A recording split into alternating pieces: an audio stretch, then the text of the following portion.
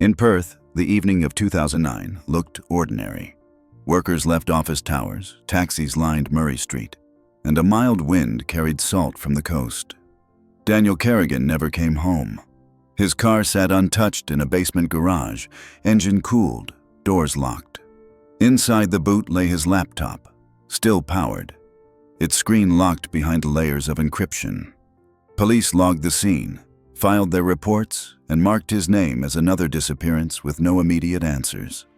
His family searched, raised questions, and faced silence. The trail collapsed before it began. 2 decades later, sealed evidence surfaced, classified attachments, procurement ledgers, and a single encrypted USB preserved in a vault. What had looked like one man vanishing now pointed toward a network buried in contracts and silence. Before we begin, tell us where you're watching from today, and if you want more stories like this, don't forget to subscribe. The wind rolled in from the Indian Ocean, carrying a faint blend of salt and diesel exhaust across the waterfront of Perth. Cargo cranes loomed over the docks like skeletal giants, their floodlights humming. Workers clocked out, voices echoing in the concrete canyons between warehouses. For most, the night was unremarkable. At 8 p.m., Daniel Kerrigan drove his silver sedan into the underground garage of a mid-rise office block near the harbor. His schedule had looked routine. A brief meeting with a source, a return call to his editor, and then home. None of those steps happened. The garage held the stale smell of oil and damp concrete. CCTV footage later showed his car entering, headlights sweeping the rows of pillars, then cutting out as he parked against the far wall. The tape caught him stepping out. Thin build, blazer loose on his shoulders, a leather-bound notebook in hand. He glanced once toward the elevator, his face unreadable, and walked beyond the frame. From that moment, the record collapsed. 3 minutes of footage from the garage cameras were overwritten, replaced with a static gray wash. The company managing the building claimed a power fluctuation. Police logged it without comment. By 11 p.m., when a night patrol circled the garage, the car remained, but Daniel had not returned. The officer on duty noted nothing unusual. The next morning, calls went unanswered. At 10 a.m., Emily Kerrigan knocked on her brother's apartment door, finding no response. She entered with her spare key. The rooms were still. A coffee cup with dried rings sat on the counter.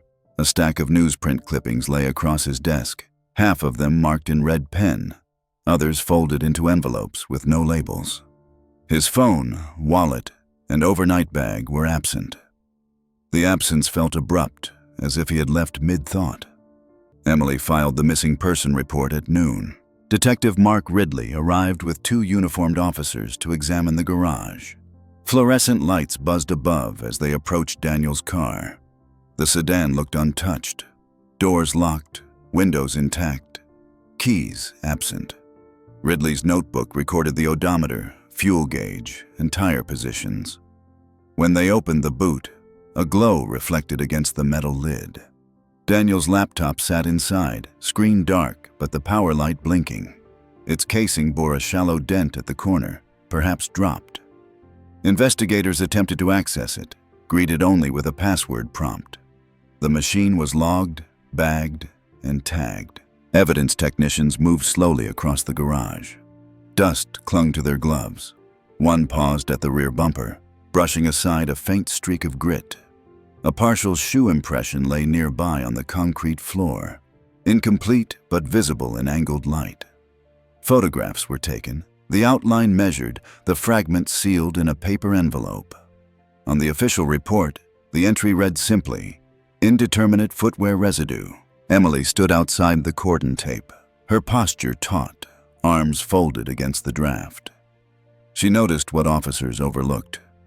From the driver's side window, she saw Daniel's keychain hanging in the ignition, a plain ring, a car key, and a small silver USB dangling from it. The officer removing the key treated it as ordinary, slipping it into a bag marked property. Emily said nothing, but her eyes followed the flash of metal as it disappeared into evidence custody. By evening, the story reached the newsroom. Journalist missing after night meeting, headlines read. accompanied by a grainy photograph of Daniel at a press conference months earlier. Colleagues spoke cautiously to reporters, offering polite remarks, none willing to speculate. Police gave a single briefing. There was no sign of forced entry, no sign of a struggle, and no clear leads. The phrasing sounded rehearsed, like a line delivered many times before. At home, Emily searched for signs. Daniel's notebook on the desk ended abruptly, the last page torn out cleanly. She searched drawers, finding only ordinary fragments, receipts from cafes, scribbled names of interview subjects, train stubs. Nothing pointed to plans for travel or escape. The silence of his apartment carried a weight that routine objects could not disguise. Later that night, unable to rest, Emily returned to the garage. The space was deserted, the echo of her footsteps trailing between painted lines. The chalk outline of the shoe print remained faintly visible, smudged by earlier movement. She crouched, staring at the blank shape pressed into concrete, and imagined the moment someone had stood there. Her hand brushed the cold railing of the stairwell. Shadows stretched across the garage, cut only by the mechanical flicker of fluorescent light. The car sat as it had been left, stripped of its mystery, yet pulsing with absence. The boot closed, the windows dark, the echo of Daniel's presence clinging to the place like residue. Emily stood still, listening to the hum of the building, a hollow chamber that now held no answers. Somewhere beneath the closed lid of an evidence bag, a silver USB shifted as officers filed it away. In the garage, the laptop's power light blinked on and off, as if signaling in a code no one could read. The light kept blinking in the dark. Morning haze lingered over the city as the first sweep began. Detectives spread across Daniel's apartment, the garage, and his newsroom office. The tone was methodical, but restrained, as if the case was expected to cool quickly. Papers were boxed, hard drives cloned, and routine statements taken. To the officers, it was procedure. To Emily Kerrigan, it was the start of a void.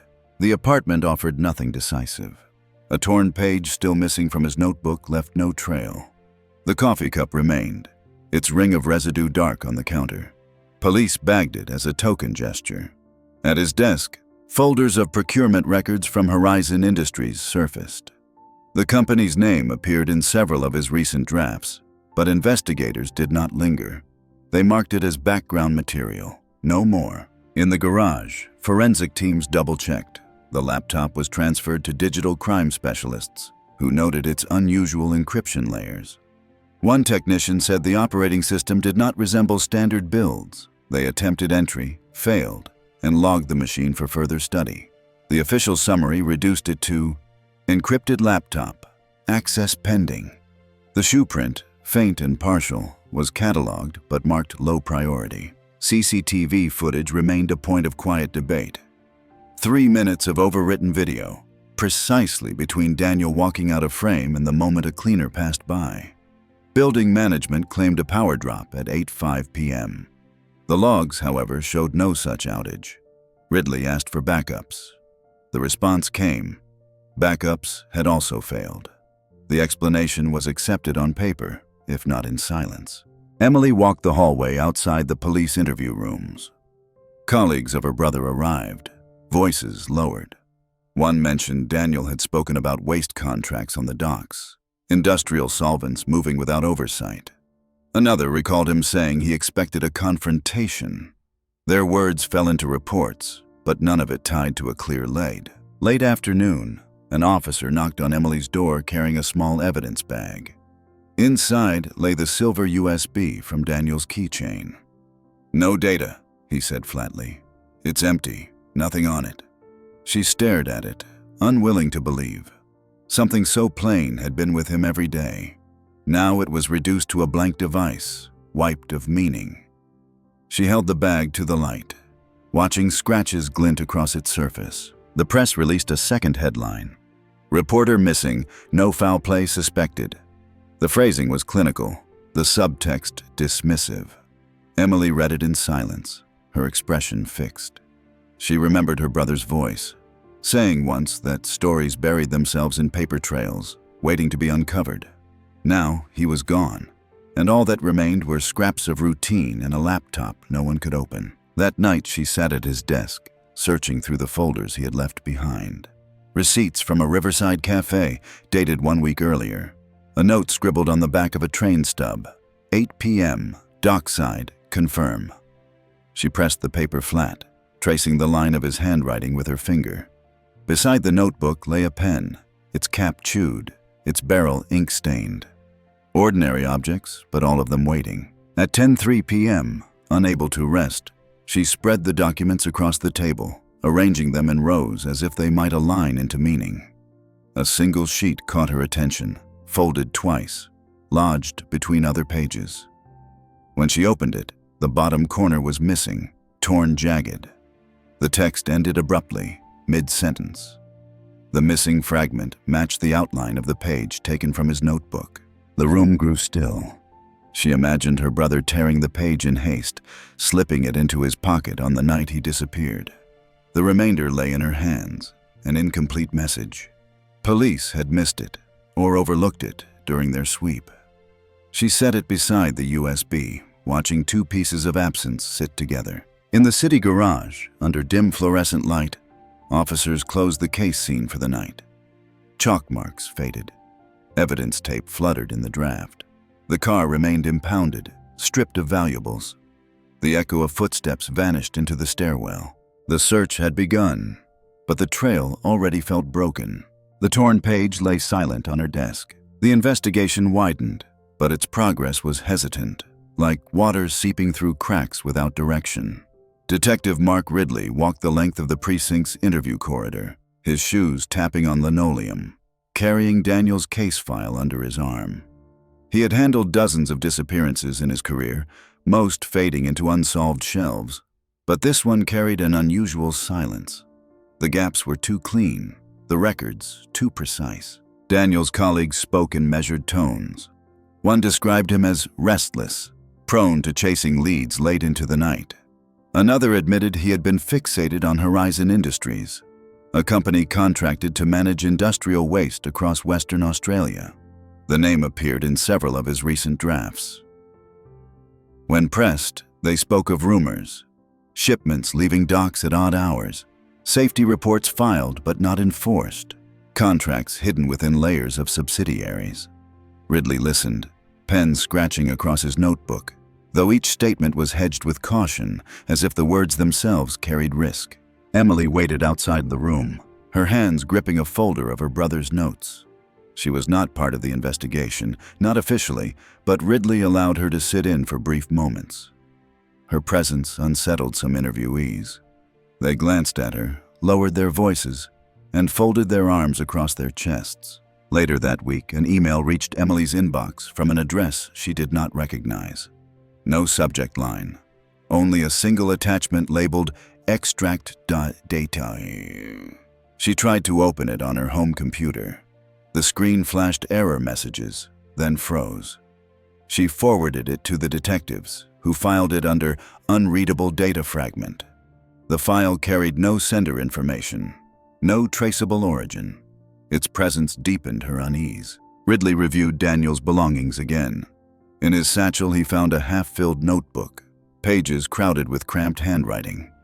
The lines veered into margins, words underlined twice, exclamation points scattered. A handwriting analyst later observed the pressure of the pen strokes, noting erratic changes in weight. Some lines pressed deep into the paper, as if written in haste, others faint and wavering. It was recorded as stress-induced variation, logged but inconclusive.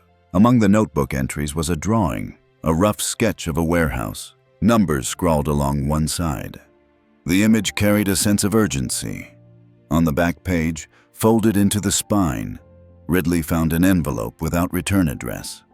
Inside was a plain slip of paper bearing only a code, WH17. Emily studied it when Ridley showed her. She recognized the handwriting as Daniel's, though the letters leaned harder than usual, tilted forward, sharp. She wondered if it had been written in the hours before he vanished. The code lingered in Ridley's thoughts. He contacted the Port Authority, asking about warehouse leases.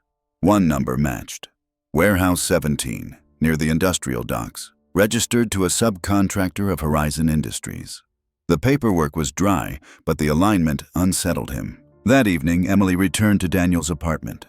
She searched his desk again, tracing her hands along the drawers, feeling for hidden slips. Beneath the lining of one drawer, she found a folded receipt, dated 2 weeks before his disappearance. It was from a copy shop downtown. In the corner, faint pencil marks showed the same warehouse code, WH17. The USB from his keychain remained in her possession, bagged, unyielding. She placed it beside the receipt, staring at both as if they might connect. The object felt heavier than its size, a weight of silence. The case file thickened with fragments, but no clear path emerged. Colleagues repeated the same refrain. Daniel was chasing something big, but no one knew what. A source had called him nervous, saying he was close to crossing a line. No details followed. Ridley compiled his notes, closing the file for the night. He looked again at the envelope with its plain code. His pencil tapped against the margin. Sometimes cases turned on the smallest marks, a scrap folded into a pocket, an overlooked line on a page. At 11:45 p.m., Emily sat alone at Daniel's desk, the envelope spread in front of her. The room was still. Outside, the city lights flickered against the window. She traced the letters with her finger, repeating the numbers softly to herself. WH17 waited in silence, a location hidden behind paper. The raid on Warehouse 17 began in early evening, the sun dropping low over Perth's industrial fringe. Freight trucks rolled along the access roads, their headlights cutting through the dust. Detective Mark Ridley arrived with 2 officers and a warrant, the paper folded and stamped, its language dry. The site looked abandoned from a distance, corrugated walls streaked with rust, padlocks dull with weather. But the closer they moved, the stronger the smell. A faint chemical tang clinging to the air. The locks broke quickly. Metal groaned as the rolling door lifted, revealing shadows layered with dust. Flashlights sliced across the interior. Rows of industrial drums stretched to the back wall, stacked too high, lids sealed tight. Their labels were torn, some blank, others faded beyond recognition. The floor carried black stains in irregular shapes, as if liquid had pooled and dried over time. Forensic technicians entered, their boots crunching over grit. Swabs were taken from the stains, sealed into vials. The air was heavy, acrid enough to sting the throat. A handheld detector beeped faintly, registering solvent traces. Later analysis confirmed the presence of restricted compounds, solvents banned for civilian use. The finding was noted, logged, but no owner would claim responsibility. At the far corner, Ridley's light caught something wedged behind a pipe, a laminated security pass card, bent, its clip broken. The name was smudged, the logo faded, but the company title remained faintly visible, Horizon Industries. He bagged it without comment, marking the evidence sheet with time and location. Emily waited outside, standing near the perimeter tape.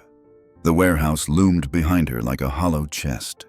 She imagined her brother walking here, notebook in hand, tracing the same stains with his eyes. She thought of the missing page torn from his journal, the code written in hurried letters, leading to this space now emptied of meaning. Reporters gathered quickly, tipped off by scanners. They snapped photographs of the raid, their flashes bouncing off the metal walls. Officials responded with brief statements, saying nothing had yet been linked to Daniel's disappearance. The words felt thin, as if stretched over something darker. Inside, the officers continued their sweep. Filing cabinets stood along one wall, drawers empty, handles loose.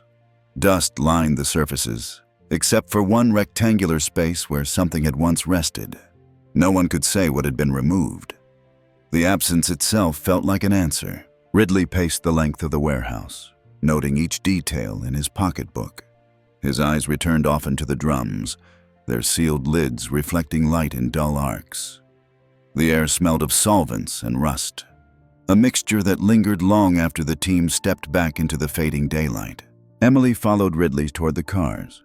In his hand, she saw the evidence bag holding the bent pass card. She asked no questions, but her gaze fixed on it, the way one might watch a fuse burning toward a charge. Night fell across the docks. The warehouse stood silent again, locked under police seal. Wind rattled the loose panels, a hollow metallic sound carrying across the empty lot. Behind the sealed door, chemical stains darkened slowly in the concrete. The laptop remained the barrier. It sat inside a climate-controlled evidence room, humming softly when powered, screen frozen at the same password prompt. Weeks passed, and the digital crime unit made little progress. Standard brute force methods failed. The operating system was not ordinary. It seemed customized, its partitions hidden, its architecture strange. Reports circulated in clipped language. Attempted access unsuccessful. Encryption atypical. Further review required. Emily Kerrigan requested updates daily. Each time the answer was the same. Nothing new. Her patience thinned, and she began seeking help beyond official channels. Through a former colleague of Daniel's, she contacted Leah Tran, a freelance IT contractor who had once spoken with him about data security. They met in a quiet cafe, away from the city center, rain streaking the windows. Leah arrived nervous, her hair tied back, posture guarded. She listened as Emily explained, her voice low. When Emily showed her a photo of the laptop, Leah's expression shifted. She whispered that Daniel had confided in her months earlier, describing a system built to withstand intrusion. He said if something happened to him, she murmured, the machine would be the only thing left. Emily placed the silver USB on the table, still sealed in its evidence bag. Leah froze. He carried that everywhere, she said. He told me it held a key, not all of it, just part. The words hung in the air, heavy with implication. Meanwhile, Ridley reviewed fresh reports. Logs revealed that someone had attempted to access the laptop at 2 a.m., weeks after it entered custody. The entry was flagged but unexplained, brushed aside as a technical error. Ridley noted the anomaly in his book, underlining the time twice. To him, errors rarely aligned so precisely. Emily pressed Leah further. The contractor admitted Daniel had mentioned a name, Victor Hale, an executive at Horizon Industries. Hale was untouchable in corporate circles, a man known for polished statements and careful appearances. Leah hesitated before speaking. Daniel said, if he vanished, start with Hale. Her voice nearly broke as she spoke the words, eyes darting toward the window. Emily left the cafe with the USB still sealed, her fingers tight around the bag. She felt the weight of it, the way a simple object could carry secrets. In the evidence locker, the laptop's light blinked in the dark, steady and unreadable. Victor Hale arrived at the inquiry office in a pressed charcoal suit, his shoes polished to a mirror shine.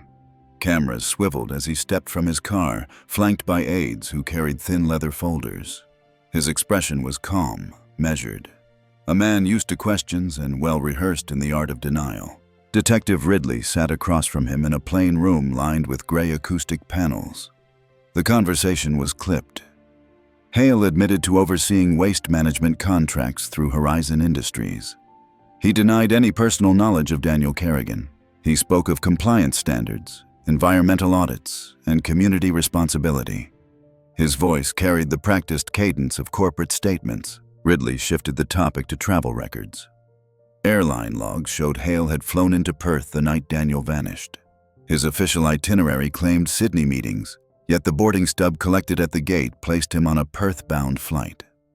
Hale smiled faintly, suggesting administrative error, a mix-up between assistants. The explanation sounded smooth, but the detail lodged itself in the file. Emily watched through a glass panel, her posture rigid. She saw the way Hale leaned back in his chair, untroubled, his cufflinks catching light. She remembered her brother describing executives who spoke as though contracts were shields. The man before her seemed carved from that description. Outside the courthouse later that week, Emily lingered on the steps, papers clutched to her chest. The crowd thinned until she stood nearly alone. That was when she saw him. Hale walked toward a cafe across the street, his suit coat draped over his arm. Beside him moved Owen Briggs, a heavy-set man with cropped hair and a security contractor's posture. Their conversation was close, their gestures sharp. Hale placed a hand on Briggs's shoulder, guiding him toward a corner table. Emily froze, her breath short. She recognized Briggs from one of Daniel's photographs. A man standing near dockside warehouses, blurred in the background, unnamed but present. Now, he walked in daylight beside the executive her brother had feared. She raised her phone, capturing a single photograph before the pair disappeared inside. The image was grainy, the figures half in shadow, but the moment was fixed. She lowered the phone, her hands trembling. That night, she spread the photo across her desk, placing it beside Daniel's torn note, the receipt from the copy shop, and the empty USB. The objects formed a pattern, though she could not yet read it. Each fragment carried a weight, pointing toward a silence larger than one man's absence. Ridley closed his notebook at the end of the day, his pen mark resting on Hale's name. The file thickened, but every page felt fragile, as though it could be pulled from the record at any moment. Across the city, lights flickered in office towers, empty floors glowing through glass. In one of them, Hale's silhouette moved past a window, tall and unhurried, his outline fading into the dark. The photograph of Hale and Briggs lay on Emily's desk, edges curling in the lamplight. Rain struck the pavement in steady sheets as police towed Daniel's car back from storage for a renewed sweep. The sedan looked unchanged, sealed under evidence tape, but Ridley ordered a deeper check. This time, the search extended into hidden compartments. Floor mats lifted, seams pried with gloved hands. Beneath the driver's mat, they found it. A small digital recorder, wedged tight against the carpet. Its casing was scratched, battery drained. Forensics revived it long enough to scan the contents. Most files were erased, replaced with blank data fields. Only one fragment remained intact, a 23-second clip. On it, the faint hum of heavy turbines could be heard, echoing as if recorded in a large industrial chamber. Then Daniel's voice, quiet but tense, broke through. "Not safe here." The file cut abruptly. Spectrographic analysis later confirmed the audio carried the signature of high-capacity machinery, the kind used in processing plants near the docks. The detail fit uneasily with Horizon's contracts. The recorder was logged, sealed, and shelved. Emily listened in a sterile room at the precinct, headphones clamped tight. She flinched when her brother's voice whispered across the static, the words stripped of context but heavy with warning. She pressed her palms against the table, eyes fixed on the evidence bag that now held the recorder. Meanwhile, surveillance footage from another part of the city surfaced. At 1:20 a.m. on the night of Daniel's disappearance, a camera across from a petrol station captured Owen Briggs carrying a duffel bag over his shoulder. The footage showed him walking quickly, head lowered, moving toward a side street. The bag bulged with weight, its strap cutting into his jacket. Investigators could not link the bag's contents to Daniel, but the timing carved another mark in the file. Ridley added the image to his board. Briggs under sodium light, the recorder whispering turbines, Hale's boarding pass. He stood back, pen tapping against the ledger of names, sensing lines that refused to align. Emily kept the photo of Hale and Briggs on her desk. She placed the recorder's transcript beside it, her brother's words underlined twice. She did not speak them aloud. Outside, the rain continued, tapping against windows in the quiet apartment.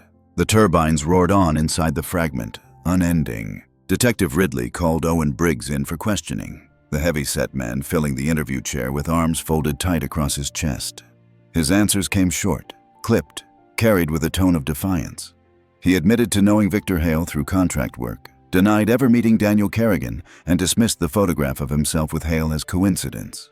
Each denial was measured, delivered without hesitation.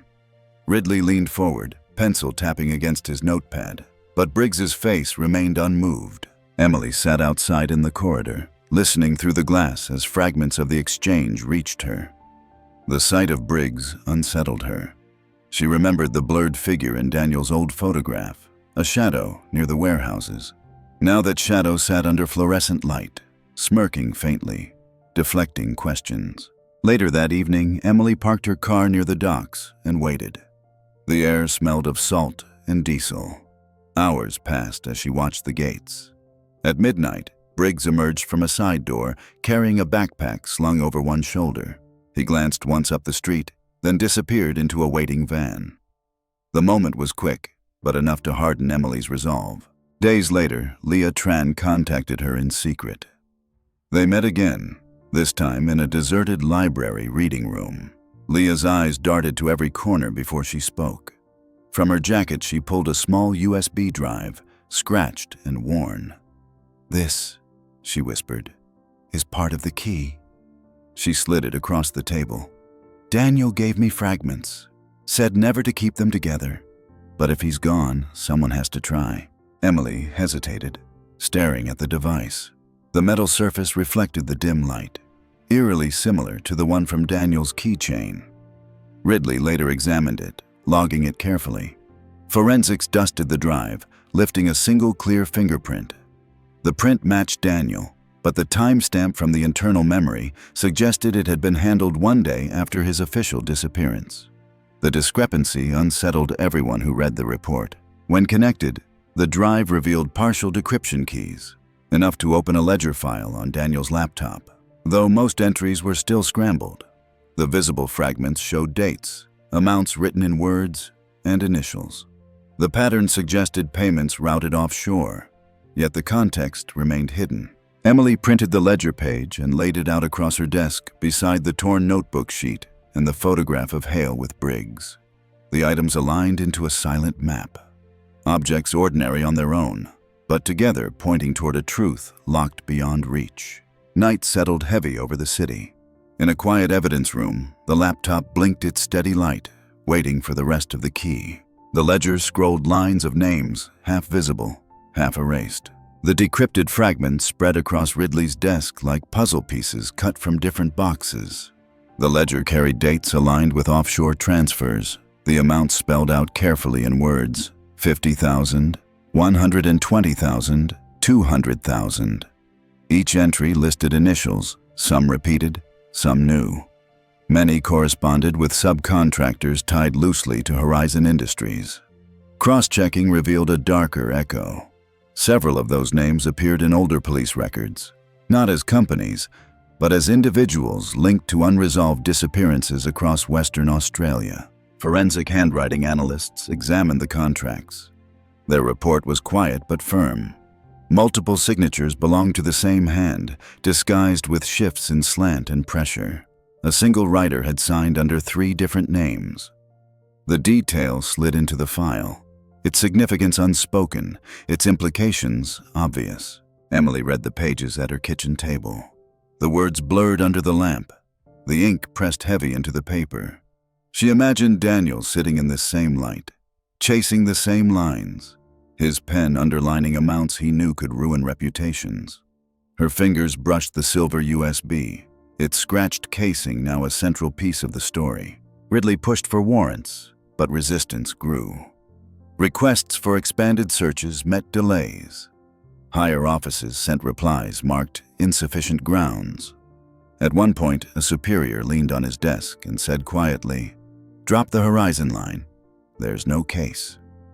Ridley wrote the words into his notebook, not as instruction, but as evidence of pressure. Emily refused silence. She began speaking with freelance journalists, sharing selective fragments from the ledger. One reporter nodded grimly, recognizing the pattern from earlier rumors. Money routed to front companies, contracts awarded under false audits, missing persons aligning with disputed shipments. Each piece pointed toward a network that extended beyond Perth. At the precinct, Ridley stared at the photograph pinned to his board. Briggs with Hale at the cafe, their heads bent in close conversation. Below it hung the printout of Daniel's ledger, and beside that, the photo still of Briggs under sodium light with the duffel bag. The lines between images were not drawn, but they pressed themselves into his mind. Emily's resolve hardened. She taped Daniel's torn notebook page above her desk, aligning it with the ledger fragments and the photograph of Hale. Ordinary objects had become her brother's last language. Night drew over Perth, the city lights blinking across the river. Inside the precinct archive, the ledger rested in an evidence folder, its paper edges curling. The initials scrawled across the page looked like ghosts of the living. By the time Emily leaked the first fragments of Daniel's ledger, the city was restless. Independent journalists published short articles, each cautious but sharpened. The pattern of offshore transfers, the false contracts, the familiar names. It was enough to stir attention, though not yet enough to provoke action. Horizon Industries issued statements denying wrongdoing, dismissing reports as misinterpretations of routine procurement. The words sounded polished, corporate, and empty. Emily checked her phone constantly. She waited for Leah's calls, but silence stretched. Concern drove her to Leah's apartment. The door stood ajar, light still on inside. Dishes cluttered the sink. A kettle half filled with water.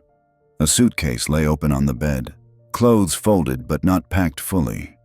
The scene felt rushed, as if someone had left in the middle of preparation. On the wall switch, investigators later found a faint smear of blood, a thumbprint too partial to lift cleanly. DNA tests matched it to Leah. Detective Ridley pressed his superiors to treat it as abduction, but the response was muted.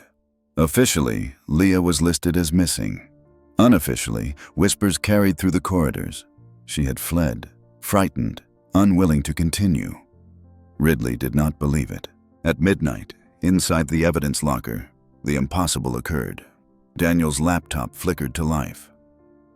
The screen that had resisted weeks of attempts shifted suddenly, unlocking after a silent reboot. No one touched it, no technician present. Logs showed a power surge at exactly 12:01 a.m., followed by automatic decryption. Investigators crowded the room, their faces pale in the glow.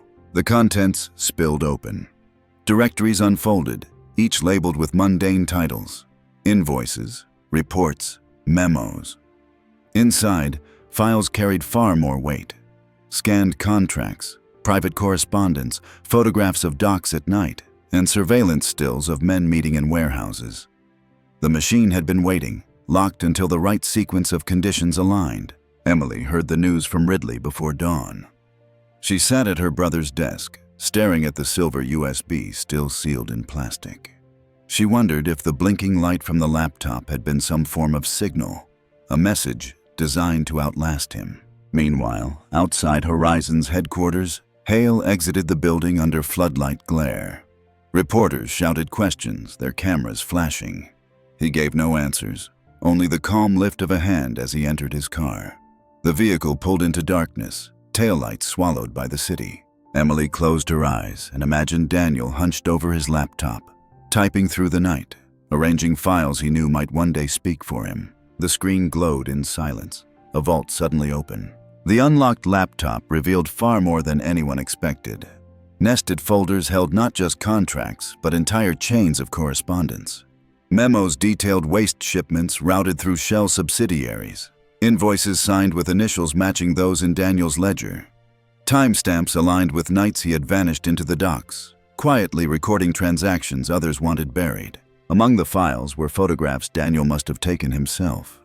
Grainy night shots of Hale meeting men outside warehouses, Briggs hauling crates into unmarked vans, containers stacked under floodlights. Each image was tagged with time and location, meticulous despite their hurried composition.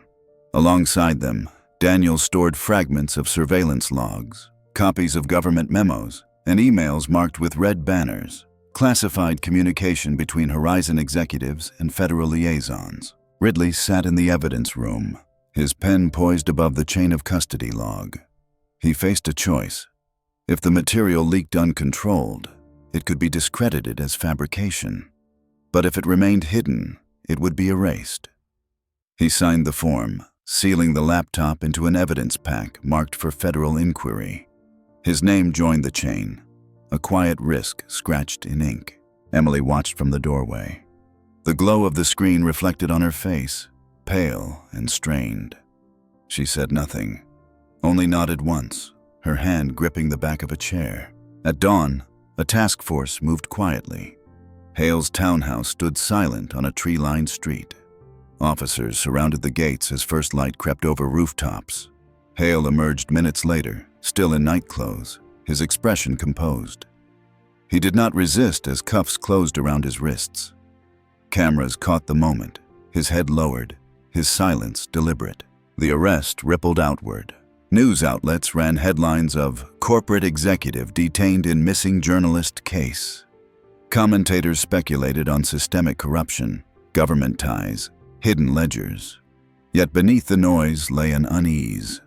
Too much evidence, too deep a trail, for one arrest to close. Ridley returned to his office, pinning new photographs to his board. The evidence pack sealed with tape. Hale led away between officers, Briggs absent from all official reports. The gaps loomed larger than the answers. Emily walked the quiet hall of her brother's apartment once more. She touched the torn notebook page pinned above the desk, the empty chair beneath it. The USB lay in its bag beside the papers, now transformed from trivial object to symbol of everything left unsaid. In the evidence vault, the laptop rested sealed, its files frozen in custody. The power light blinked once before fading to black. The trial opened under heavy air. Reporters crowded the steps of the Supreme Court, microphones raised, cameras flashing as Victor Hale was led inside. His suit was immaculate once more, cuffs crisp, his eyes steady behind dark frames. Charges read like fragments: falsified contracts, corporate misconduct, obstruction. Absent were the accusations Emily longed to hear: disappearance, conspiracy, silencing. The courtroom confined the story to what could be proven, not what was known. Witnesses testified. Analysts described the offshore transfers. Inspectors recounted solvent traces inside the warehouse. Forensic specialists confirmed the handwriting anomalies across contracts. Each fragment painted a pattern, but the portrait remained incomplete. When asked about Daniel Kerrigan, the prosecution spoke cautiously. The evidence suggests he was investigating these matters before his disappearance. No further claim was made. His name echoed through the chamber like a shadow unacknowledged. Owen Briggs never appeared. He had vanished weeks before the trial, leaving no trace except the blurred photographs pinned in Ridley's office. Warrants circulated, but leads thinned, each one dissolving before it began. The absence became another silence, folded into the record. Emily attended every session, her presence quiet but constant. She carried Daniel's torn notebook page in her purse, the folded paper worn soft at the edges. When Hale's verdict was read, guilty on limited charges, sentenced to years rather than decades, she did not react.